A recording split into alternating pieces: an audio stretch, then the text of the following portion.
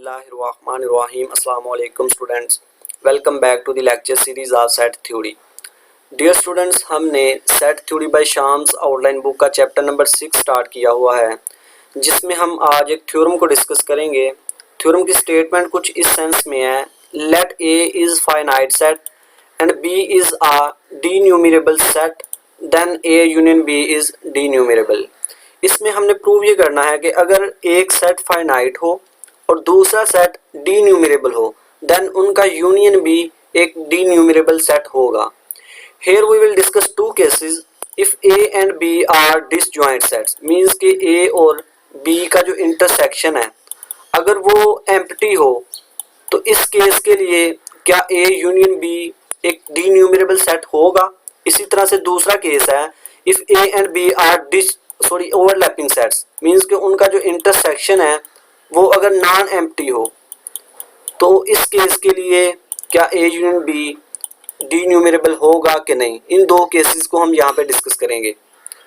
Proof है इसका, let A be a finite set and B are denumerable set, then we have to prove that A union B is denumerable. Here we have two cases. Case number 1 है A intersection B is empty. Second case है A intersection B is non empty. First case को हम discuss करते हैं, if A and B are disjoint set that is A intersection B is empty. First case को हम देख रहे हैं कि अगर ए और बी को हम डिसजॉइंट लें, मीन्स कि उनका इंटरसेक्शन जो है वो एम्प्टी है, उनमें कोई भी एलिमेंट कॉमन नहीं है, तो क्या इस केस के लिए ए यूनियन बी डीन्यूमरेबल होगा कि नहीं। Let A is equal to A1 A2 A3 up to so on AN। चूंकि ए जो है ये एक फाइनाइट सेट है, सो इसमें एलिमेंट्स भी फाइनाइट होंगे। And B are denumerable set, then B can be written as capital B is equal to B1 B2 B3 up to so on। हम ये प्रीवियस लेक्चर में भी डिस्कस कर चुके हैं कि अगर कोई सेट डीन्यूमरेबल हो तो उसको हम infinite sequence of distinct elements में लिख सकते हैं। अब B डीन्यूमरेबल सेट है, सो हम B को भी infinite sequence of distinct elements में लिख सकते हैं। यहाँ पे B1 B2 B3 B4 इसी तरह जितने भी एलिमेंट्स हैं इसमें, वो तमाम के तमाम distinct element and different elements हैं। सो इनका यूनियन क्या होगा, ए यूनियन बी। अब चूंकि ए और बी ये दोनों डिसजॉइंट सेट है, इनमें कोई भी एलिमेंट कॉमन नहीं है, तो इनके यूनियन में ये तमाम एलिमेंट्स आ जाएंगे। ठीक है, A1 टू AN और B1 B2 B3 up to so on, ये तमाम के तमाम एलिमेंट्स इस यूनियन में आ जाएंगे। ठीक है, अब हमने प्रूव करना है कि ए यूनियन बी जो है ये डीन्यूमरेबल है। ए यूनियन बी डीन्यूमरेबल कब होगा, जब ए यूनियन बी जो है ये इक्विपोटेंट हो सेट ऑफ पॉजिटिव इंटीजर के। अगर ए यूनियन बी इक्विपोटेंट हो सेट ऑफ पॉजिटिव इंटीजर के, तो हम कहेंगे ए यूनियन बी जो है ये डीन्यूमरेबल सेट है। तो इसको इक्विपोटेंट प्रूव करने के लिए हम एक ऐसा फंक्शन डिफाइन करेंगे P से ए यूनियन बी तक जो कि बाइजेक्टिव हो। अगर ये फंक्शन बाइजेक्टिव हुआ तो हम कहेंगे ए यूनियन बी इक्विपोटेंट है P के, and consequently A union B is denumerable. So let's we define the function.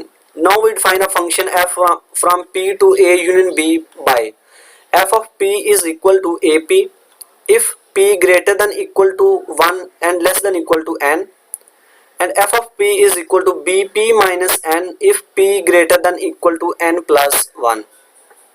अब यहाँ पे देखें कि अगर आप इनपुट 1 दें तो आपको A1 मिलेगा। ठीक है, 1 पे आपको A1 मिलेगा, मीन्स कि A1 कोरिस्पोंड हो रहा है A1 पे। अगर आप P को 2 ले रहे हैं तो 2 कोरिस्पोंड होगा A2 पे। ठीक है, A2। इसी तरह से अगर आप P को 3 लेंगे तो वो कोरिस्पोंड होगा A3 पे।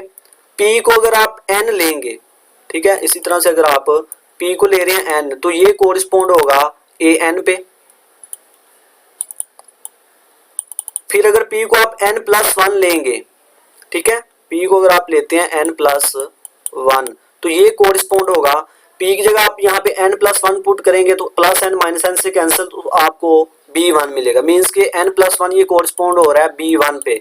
इसी तरह से अगर आप P को N+2 लेंगे तो ये N+2 कोरिस्पोंड होगा B2 पे।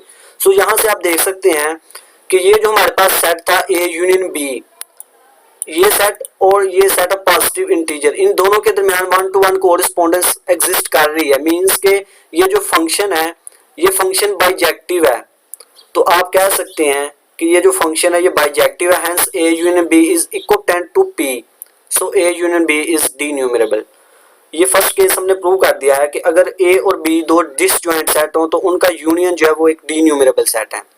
अब हम सेकंड केस को देखते हैं। If A and B are overlapping that is A intersection B is non empty. अगर ए और बी ओवरलैप कर रहे हो, उनका इंटरसेक्शन नॉन एम्प्टी हो, मींस के उनमें कोई एलिमेंट्स कॉमन हो, कुछ एलिमेंट्स कॉमन हो, तो इस केस के लिए क्या है, यूनियन बी डीन्यूमरेबल होगा कि नहीं, इसको हम देखते हैं। अब चूंकि A intersection B non empty है, इनमें कुछ एलिमेंट्स कॉमन होंगे, सो हम कहते हैं कि ए इंटरसेक्शन बी जो है ये किसी सेट सी के इक्वल है। Here C is finite. C किस तरह से फाइनाइट होगा, अब देखिए कि ए जो है ये एक फाइनाइट सेट है और बी जो है ये डीन्यूमरेबल है। डीन्यूमरेबल सेट जो होता है ये एक इनफाइनाइट सेट होता है जो सेट ऑफ पॉजिटिव इंटीजर के साथ 1 to 1 कोरिस्पोंडेंस रखता है। मींस के सेट ऑफ पॉजिटिव इंटीजर की जो कार्डिनलिटी है डीन्यूमरेबल सेट की कार्डिनलिटी वही होती है, ठीक है। सो ये एक इनफाइनाइट सेट है। अब इनका जो इंटरसेक्शन होगा, हमें पता है कि इंटरसेक्शन में जो छोटा सेट होता है वो इंटरसेक्शन होता है। अगर ए के तमाम एलिमेंट्स बी में हैं तो इनका जो इंटरसेक्शन होगा फाइनाइट सेट और इनफाइनाइट सेट का वो ए ही आएगा, क्योंकि ए एक फाइनाइट है, छोटा सेट है। अगर ए के कुछ एलिमेंट्स हैं बी में तो उस केस में भी जो हमारे पास इंटरसेक्शन आएगा वो एक फाइनाइट सेट होगा, ठीक है। तो इसलिए हम कह रहे हैं कि ए इंटरसेक्शन बी अगर सी के इक्वल है, किसी सेट सी के इक्वल है, तो सी यहाँ पे फाइनाइट होगा। इसको आप ग्राफिकली देख सकते हैं कि अगर ये हमारे पास कोई सेट ए है और ये सेट बी है, ये दोनों डिसजॉइंट नहीं है, ओवरलैप कर रहे हैं और इनका जो इंटरसेक्शन है उसको हम सी कह रहे हैं, और यहाँ पे ये जो सी है ये सी ये एक फाइनाइट सेट है, ठीक है। Now A union B can be written as a union of two disjoint sets. अगर देखें कि ये हमारे पास सी है, ये टोटल ए है, ठीक है, ये वाला ये सारा पोर्शन जो है ये ए है। अगर इस टोटल ए में से हम इस सी को निकाल दें, ये जो कॉमन पोर्शन है, तो ये एरिया कौन सा होगा हमारे पास, ए माइनस सी, ठीक है। ये वाला ये हमारे पास होगा ए माइनस सी, और ये जो है ये टोटल ये हमारे पास बी है। सो हम ए यूनियन बी को किस तरह से लिख सकते हैं, ए माइनस सी यूनियन बी। इस तरह से हमने क्यों लिखा, क्योंकि ए माइनस सी क्या है हमारे पास, ये वाला, ठीक है, ये कॉमन पोर्शन नहीं है इसमें, और बी क्या है हमारे पास, ये टोटल बी है। अगर हम ए माइनस सी में इस को ऐड कर दें, ठीक है, इस पोर्शन को अगर हम ए माइनस सी में ऐड कर दें तो हमारे पास ए यूनियन बी ही बनेगा, ठीक है। तो ए यूनियन बी को हम लिख सकते हैं ए माइनस सी यूनियन बी। यहाँ पे ए माइनस सी जो है ये एक फाइनाइट सेट है, क्योंकि ए फाइनाइट था, ए में से हमने कुछ एलिमेंट्स या कुछ पोर्शन को निकालेंगे भी तो ए फिर भी फाइनाइट रहेगा। सो ए माइनस सी जो है ये एक फाइनाइट सेट है ये, और बी ये हमें गिवन है कि बी जो है ये डीन्यूमरेबल सेट है और दोनों डिसजॉइंट हैं। यहाँ से आप देख सकते हैं ए माइनस सी ये है और बी वाला पोर्शन ये है, तो इनमें कुछ भी कॉमन नहीं है, ये सारा बी है, तो ये दोनों डिसजॉइंट है। और अभी हमने केस 1 में प्रूव किया है कि अगर एक सेट फाइनाइट हो और दूसरा डीन्यूमरेबल हो और उनका जो इंटरसेक्शन है वो एम्प्टी हो, मींस कि वो डिसजॉइंट हो, तो उनका जो यूनियन होगा वो डीन्यूमरेबल होगा। ये केस 1 में हमने डिस्कस किया है, ठीक है।